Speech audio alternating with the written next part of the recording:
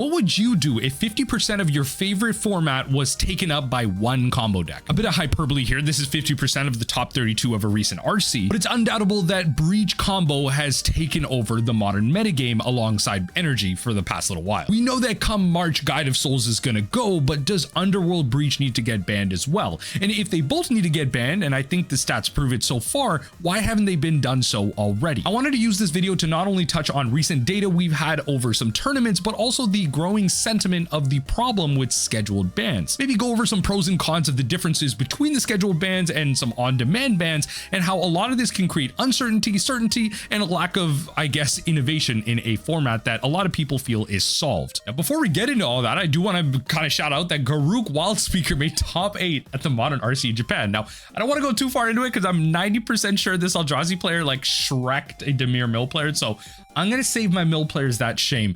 But shout out to Garuk the Wildspeaker for untapping lands in Eldrazi ramp and getting there, I guess. I mean, it's also an Anthem effect, I guess, if you get there with its pluses. So, I mean, it's kind of nice, you know, trample, a little bit of a soft Cradle of Behemoth, if you will. But when it comes to the modern metagame, we've seen a lot of changes as of recently. So Boros Energy still at the top. Eldrazi ramp has actually secured its way up there as well.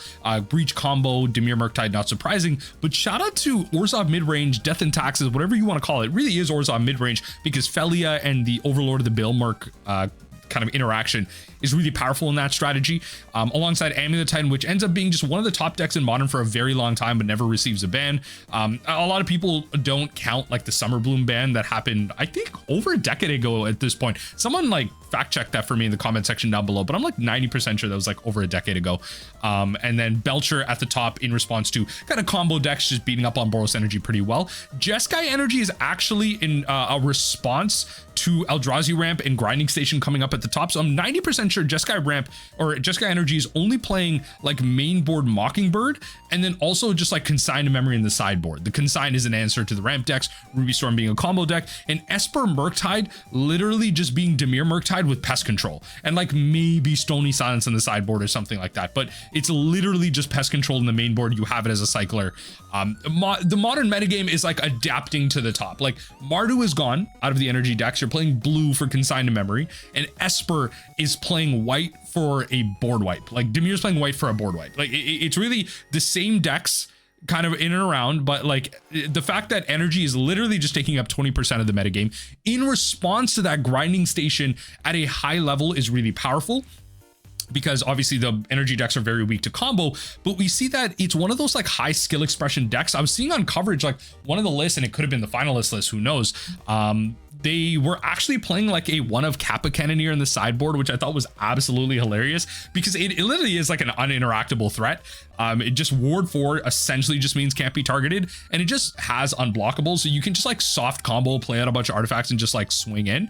So it's really powerful there, but there's a lot of like random innovations that exist in this format right now. So it's kind of interesting how each format is battling against each other and to see the innovations. But when it comes to the stats, things can get kind of murky. So Andrew here kind of posted something that kind of popped off just yesterday here, and it was just this kind of data right here. So if we look at the Portland RC data, we see that Grinding Breach is just like all the way at the top, like the amount of the meta share in Portland, it's all Breach. Day 2 conversion rate, Breach like converted so well, and the day 2 metagame is just 30% Breach, absolutely insane. If you look at the Japan RC on the 8th as well, the day 2 conversion rate, Esper Oculus converted really well, but Breach is still really high up there. Breach just being like the meta share percentage being really high, almost, you know, 22%, over 20% of the metagame is Grinding Breach combo. And when it comes to that, like we see that out of the Breach being 16 out of the top 32 slots in the recent RC, 50% of the modern metagame in these competitive tournaments can reach Breach status. We do have to look at some things and have to start to understand, is it time for a ban and what does that mean? This was something that I've been doing over a couple of videos. It's very manual. I think I might stop it at some point, but also I think it does have value when it comes to stuff like this. So let me just spread this out over here and just bring myself over a bit. But I think something like this has value. I need to come up with a more automated process for this. Maybe like find a script that can pull this off like MTG Top 8 or something. But out of this data, so this is from January 1st the beginning of this year all the way to now. I believe I am missing data from the last like day, so like the 9th I'm missing some data, but that's okay, just MTG Top 8 doesn't have it yet. So out of the winners, out of 59 challenges, Boros Energy has won the most, with Breach Combo being a close second. Esper Control, aka Murktide with Pest Control, hasn't really won that much, but Eldrazi Ramp has been up there, and Murktide actually hasn't been winning too much. But when it comes to like top 8 appearances, Murktide's like not bad. It's like in 10% approximately of the top 8 appearances. Obviously Boros Energy appearing top 8, but over the last little bit, Breach Combo, almost 20% of top 8s in the last like month and a half or so, month and a little bit, have just been Breach Combo. 20% of the top 8 slots. I mean, shout out to Urza mid-range for actually making big appearances, more so in recent. So if we were to like go over the course of time, maybe over the next month, we probably would see the Urza mid-range number like increase. But Breach Combo, 85 slots out of 472. So many top 8 appearances coming out of these decks. Obviously there's like so many random like one-ofs we're not accounting for. This is just like the top like 9 decks out of the modern metagame. But it's absolutely crazy. Like when you take a look at not only the RC data, but look at the challenge data, and challenge data is very important now. I find that a lot of like grinders take less advantage of challenges nowadays because they feel like just the average spread of like the competitiveness of players is like a lot lower based on the increase in challenges that we have. But because they are like the most accessible competitive event that a lot of modern players have, just having that active data is really important. So I really like to look to challenges for something like this. This is the highest level of competitiveness that I think on average a lot of players that do want to get grindy will have access to. These days, I imagine a lot of people maybe heading to the LGS. I think in a lot of places do, but based on the a number of modern players out there that go to your LGS versus the amount that are playing online, I think on average the challenges kind of have that data for you. So Breach Combo just being almost 20% of the metagame really does show that something probably does need to change when it comes to that, especially out of the winning lists, out of the recent tournaments that we have coming out on top. So I believe when it comes to stuff like this, really we need to take a look at the Breach deck. So the things that the Breach deck are doing, we obviously know how the combo works, just grinding station, Underworld Breach, just milling yourself out in Thassa's Oracle. But there's also small things that this deck is doing in terms of innovations that kind of speak to the metagame. You'll see how on average their decks are only playing like 1 to 2 copies of Unholy Heat. It's kind of foregone removal altogether. A random Spell Snare, because the amount of 2-drops that are really good in the format are just increasing. I mean, Underworld Breach itself is a 2-drop, Grinding Station is a 2-drop. There's plenty of other strategies in the metagame are using 2-drops as well. And when it comes to just like looking at the sideboard here, obviously you're playing for a Breach. Even in the sideboard, we see random innovations. We have like Jace Wielder Mysteries for an extra piece there, a little bit more removal to kind of bring on in here, some board wipes, some counter magic. Like it's a little bit of everything. You plague the consigns, obviously, because the Eldrazi is at the top, but you can counter a lot of like triggered abilities that you get off of like Urza mid-range. I'm a big fan every so often of like, I don't know, every so often, I'm kind of 50-50 on whether or not it should happen, but even when playing Mill, I actually kind of do like consigns in the Urza mid-range matchup because there are like random ETBs that you do need to like counter that are really powerful. There are random triggers, so I'm not really sure how that matchup works. Like overall, I think it's like pretty negative for Mill, but regardless, back on Breach, the Breach deck is just kind of leaning away from playing too much removal in the main board, very hard on its combo. And honestly, like there's some very powerful cards here. Like it's at the point where Malevolent Rumble is actually showing up in Legacy. Malevolent Rumble is actually making waves. Modern Horizons 3 common, Pauper staple, modern staple, showing the face in Legacy. Just having that soft return, functionally costing 1 green, and then just being able to look at the top 4 for like any permanent. A lot of permanents are powerful, not even just lands, and then just bidding the rest, which is again really powerful. Graveyards being resources more so as you get into older formats. The Breach combo is just doing a lot of busted things on top of selection with Preordain. So there's a lot of things happening with this format. Obviously a ban needs to happen, but we're still like about a month away. It's like deep into March that we're going to be getting that ban update. And so Andrea Mengucci kind of put out a tweet that got a lot of attention. Modern's broken again, this time to patiently wait 2 months until the next scheduled B&R. Please, for the love of Magic and its format, stop the scheduled thing and act whenever it's clear that you have to. This is the third time it's happened since Modern Horizons 3. Todd Anderson says the ban on Mox Opal rug pull is going to make so many people mad. I bet they just ban Underworld Breach instead, but I think Modern is just cursed. Yeah, of course, Mox Opal sees little play outside of Breach. Obviously, we'll see play again post-Breach ban, but I suspect it'll be okay. Modern isn't cursed. Modern was amazing after MH2 when they pushed answers over threats. So Andre Mengucci has some bad takes every so often. I get it, he plays a lot of modern, but I don't know if modern was amazing after MH2. It was just crazy because like the answers became threats, which is the problem. They didn't push answers over threats. This is a mistake. That doesn't make any sense. The answers were threats. Grief, fury, like these are answers that were also threats. So I like, it took a bit. Grief was like seen as like the worst one, but it ended up being like the best one. Like it was like the exact opposite of how we saw it. Just absolutely insane. Sometimes I don't know, like he had a thought here and then my man lost it. But regardless, I like ultimately when it comes to the banned and restricted announcement schedule, there's a couple of sides to this. So when it came to on-demand B&Rs, the problem that a lot of people had with this was a lot of things could just get pulled out underneath you. And there were like a lot of soft predictions that you can make. Like, for example, there was a good chance that if you had like big RCs coming up, because now this is how they've structured their competitive schedule now, that they would not be making banned and restricted announcements before these RCs. And that in lies the problem, because it makes sense that they don't make bans around the competitive schedule that they have, because they don't want people to have all this practice for an RC and then all of a sudden a week, or like honestly it would be like a week after, the whole metagame just shifts and then all of a sudden your weekend tournament is just completely thrown for a loop. And that's what makes these type of banned and restricted decisions like really hard, because ultimately when it comes to unbanning cards, which I'm a favor of, they were just making a very good decision in my opinion when it came to December's banned and restricted announcement to unban cards off the ban list. And we're probably going to see more of that. A lot of people kind of predicting like birthing pod and all that stuff. There's a lot of positivity around that, but that also injects a lot of power into the format and a lot of cost into the format. Mox Opal unfortunately made the modern format more expensive. The One Ring made it cheaper, but Mox Opal on average made it more expensive because we see in the winners metagame a lot more breach, so a lot more expensive cards up at the top.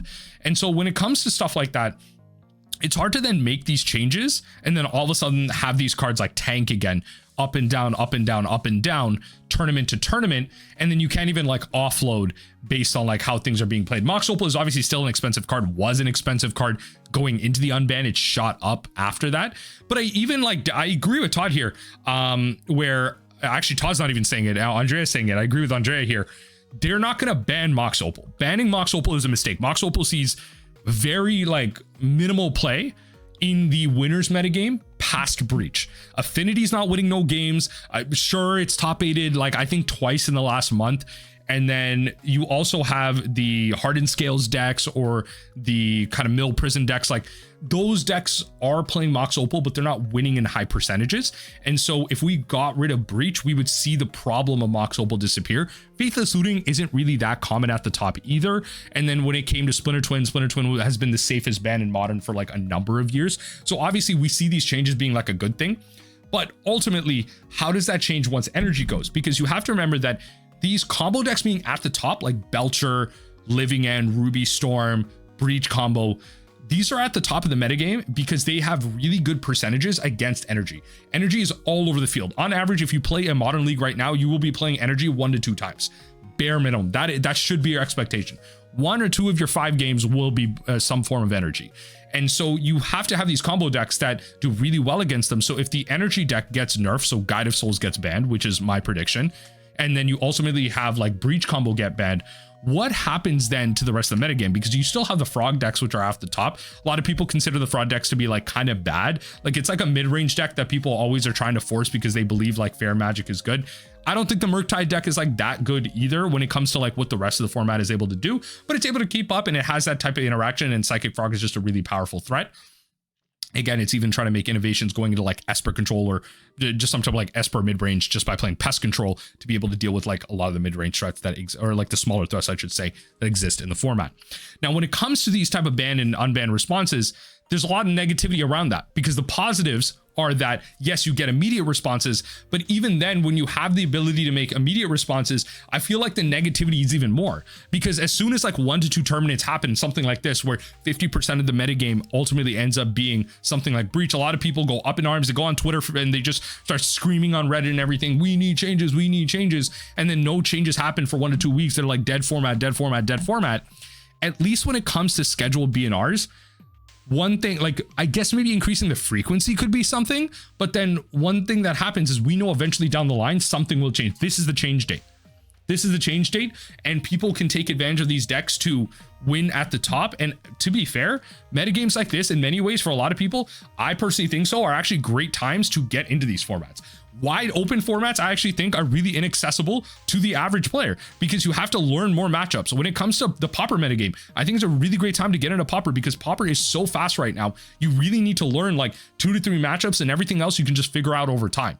You just need to play some life game. You need to have some counter hate or just be faster, and that's it. When it comes to modern, you need to be able to beat energy. You need to have a plan against not only energy, but also breach and some amount of combo. You can figure it out with mid-range, and that's it. These type of formats actually inspire a lot of creativity, I find, because you see the Eldrazi ramp deck coming up at the top. The Murktide decks are actually playing white to play the board wipe. You see the energy decks actually drop Mardu. Orcish Bowmasters is nowhere to be seen right now, just to be able to play blue Mockingbird and Consigned to Memory, just to be able to answer the top. There's actually a fair amount of innovation based on the force cycle of what's going on right now. No one's actually just straight up forcing like in large droves these decks. Yes, energy's at the top, something's going to happen to it, but in response to that, people are choosing to innovate in small ways, especially in the winners metagame, to take advantage of what's going on in the top 10 decks in modern. So I think there's actually is a lot of positivity coming out of his scheduled banned and restricted announcement. Now, I think the middle ground could be, as I just mentioned, a more frequent ban cycle, because an on-demand, I think ultimately just logistically doesn't make any sense. There never will be a good time. There will always be tournaments. You always want to make sure that competitive Magic has its accessibility. People can have their routes and just like take it to the top. But if you were to ban kind of in between, that just pulls a lot of viability out from underneath people. People have a lot less trust in formats that are more expensive and increasingly so, like modern, where they're having a lot of hard times like really going with reprints. And so they're opting to power creep things with like the Horizon sets and now Universes Beyond. It's really hard to create metagames where not only decks are accessible, but they're also really powerful. So it's really tough for these types of metagames to be answered appropriately logistically from a Wizards perspective. And honestly, I kind of feel for them. I get it. Like, my favorite deck right now, Modern Mill, is nowhere near good at the top. It can beat all the decks that can reliably beat energy. That's it. The decks that have really, really, really good matchups against energy, the majority of them, like 90% of them, it can beat them. The problem is Orzhov mid-range and energy, Mill just gets trounced on, and that's like over 25% of the metagame being some type of white-based aggro or mid-range. So it's just unfortunate. That's where kind of Mill is, but I still do enjoy this modern metagame because when it comes to the leagues, when it comes to your FNM, the average game across the board outside of the winners metagame, it's actually pretty diverse. You get a lot of variety past this. These are high-level tournaments that a lot of people may not have access to, and these are tournaments where a lot of people are going to be just playing the best deck no matter what. And so when it comes to the leagues, when it comes to your FNM, again, I find that there's a lot of variety. People are going to be trying out different decks, especially with challenges going on and about. You see a lot of innovation there. Like, again, Affinity top 8ing twice in the last little bit. We had like Tameshi Bloom a little bit ago. Dimir Mill came in like second. There's so many like random decks that do well, but of course the rest of the top 8s are taking about Eldrazi Ramp, Boros, Breach, Dimir Murktide. It's all there. Ultimately, people are going to do what it takes to win the game. So I understand that there is a subtle balance and we could be banning faster. Should they just move it up? Maybe have like 2 per season or something like that? Maybe. But it's also tough for other banned and restricted announcements to be tied to the modern banned and restricted announcement. It's tough for the Pauper metagame, which is not an RC format, and like the Legacy format, which is not an RC format, but both what I would consider to be very popular constructed formats, to be tied to an RC constructed season to another format. Heck, even to be tied to a standard RC season down the line, it's really tough for these formats to be able to do that because the attention is on those formats. So how do you get like the appropriate amount of attention to other formats that exist right now? So it's a subtle balance to be able to strike, and I'm not sure where it ultimately lands. My prediction, as I've said a couple times, is already going to be a faster frequency of the scheduled bans, but ultimately I am in favor of scheduled bans. I think scheduled bans force people to be creative, force people to try different things and play to the metagame that they're in, and actually force them to be innovative. Whereas before it was just, woe is me, we're not going to play challenges, we're not going to do this, whatever. People actually have to grow up and play the game. I think there's too many situations in the past pre-schedule announcements where we're like, oh yeah, no one's playing the challenges, Modern is dead, Pioneer's dead, whatever. At least in this case, in a format like Modern, people are able to innovate. And yes, it is stuck with the same couple of decks over the top of the metagame, but we see changes throughout those decks. And especially in the leagues, we see a lot more variety when it comes to the 5-0 list. A lot more decks are able to succeed. I mean, I swear like Dredge top 8'd the other day. Like there are situations where like these decks can take advantage of what's going on in the modern metagame and maybe snipe out a random challenge or something. There is spots for these metagames to shine. Something does need to be changed in modern, but it's not just we need to like nuke everything immediately as soon as like MTG Twitter gets mad about something. We need to find a healthy middle ground, because ultimately there is ways that we can push our player base to be better modern players, but also understand that they are playing modern the most, so we should listen to them a little bit. I don't know. Let me know what you think in the comment section down below. Do you believe that, as far as Robert's concerned, Amulet and Breach could both eat the ban as far as he's concerned? Let me know what you think in the comment section down below. What do you think? What do you think needs to get banned in modern come March? Do you think things need to be sooner? I don't know. Sound off, because something needs to happen to one of our favorite constructed formats.